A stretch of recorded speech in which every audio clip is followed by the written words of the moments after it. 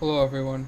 For this tutorial, I'd like to transition away from 3D calculus and toward the study of statistics, or the math, of attempting to calculate probabilities or other things that are not completely predictable. Just like with the geometry concepts, I will start at the most simplest and then gradually build up to the most sophisticated. Statistics is very odd and peculiar in that it is different from other forms of math.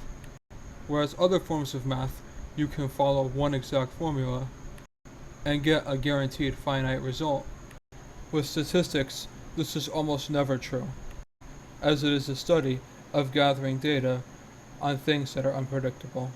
However, even though it is not predictable with one specific answer, statistics does help us give a good estimate, as we will see as we progress in the tutorials. So in this video, I will go over basic probability, which is when we have a specific amount of outcomes possible, or in more technical language, a discrete amount of outcomes, as opposed to an infinitely smooth or continuous amount. For example, if we flip a coin, and it is two sides, as most coins are, then it should be fairly obvious that the probability of landing on one specific side is 1/2, as there are two possible outcomes. However, like with any math, in statistics, we have to give rigorous definitions and formulas. We cannot simply assume something is obvious.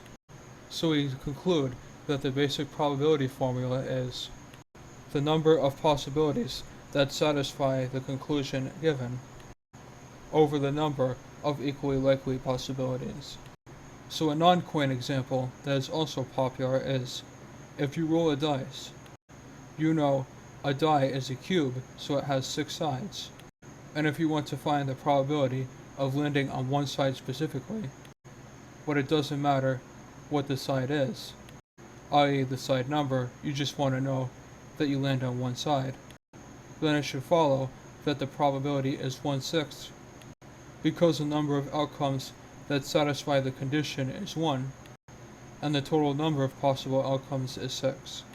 If we instead want the probability of rolling an even number, we see that 2, 4, 6, and 0 are all even numbers by the arithmetic definition, but 0 is discarded here, as a zero-sided die would not make sense.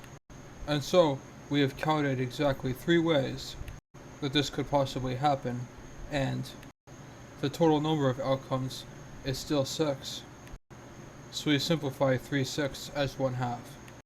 You will see for the mathematical notation that you can write a probability as a percentage, because of the fact it will always be a fraction of the total number of outcomes, and you can use p parentheses a as the symbol for it, and you can also use logical comparisons, including equalities, to compare two probabilities.